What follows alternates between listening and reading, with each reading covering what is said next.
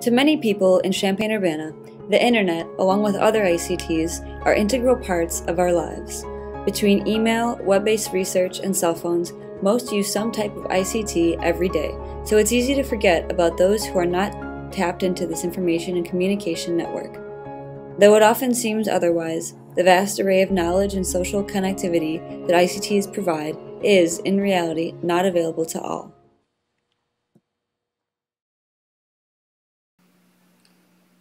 Well, I would define the digital divide as a gigantic border between knowledge and ignorance. So I just see it as a real gap between people who are part of a digital culture and community organizations that are already high tech and benefiting from that, and a whole group of people who have not made that leap. There are people who are already alive tomorrow. So you're already in the digital divide, and there are new things that come out every day. So there's things that exist and that people use that people who pretty much know computers are still not using. In Champaign-Urbana, the digital divide is pretty much people that work for the university or don't work for the university, or have some connection to the university. University students, faculty, and staff all have access to a world-class network by day. They go home at night and they no longer do. People that don't work for the university or aren't university students very rarely have access to a world-class network.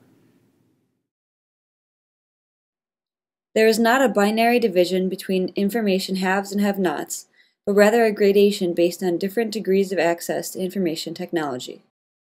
Everyone is a part of the digital divide, whether they know it or not, because the latest and the greatest technology is always coming out tomorrow.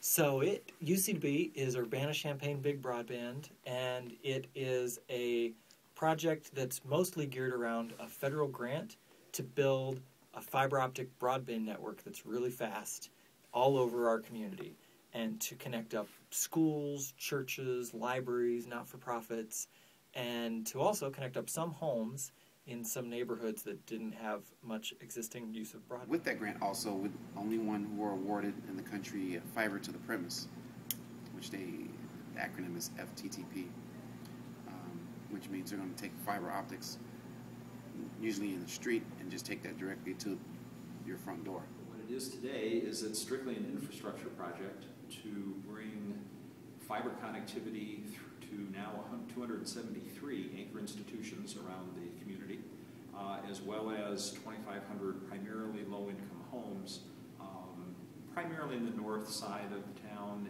and somewhat out in the west and somewhat out in the east. An optical fiber is a thin, flexible, transparent fiber that acts as a waveguide or light pipe. Fiber optics are able to transmit data much faster over greater distances. Since the conductor is glass and cannot generate electricity, fiber is immune to all sorts of interference. This means that it can come in direct contact with high-voltage electrical equipment, power lines, and lightning, all while still putting out a superior performance.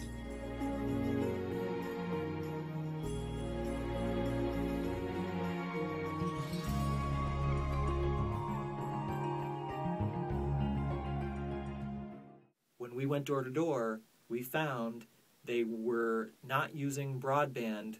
Not more than 40% of the people were using broadband in these neighborhoods, and that means we could meet the federal criteria for being eligible for grant money to be able to actually build this fast broadband to every single home, which is really cool. In those 11 census tracts, in those particular neighborhoods, individual homeowners can say, I want to sign up, and we have the grant funding, the federal money will pay for building the fiber optic cable into their basement and giving them a box to plug into that can also be a Wi-Fi hotspot for free in their house with super fast internet. And so then they can use the fast Wi-Fi. If they have a computer, they can plug in. If they don't have a computer, we can help refer them to some programs to get a computer in their home. And people in those 11 census tracts then will hugely leapfrog in the fact that they'll have the fastest internet speeds of anyone in town now. By focusing on technology for social inclusion, discussion of the digital divide will be reoriented from one that focuses on gaps to be overcome by provision of equipment to one that focuses on social development issues to be addressed through the effective integration of ICT into communities, institutions, and society.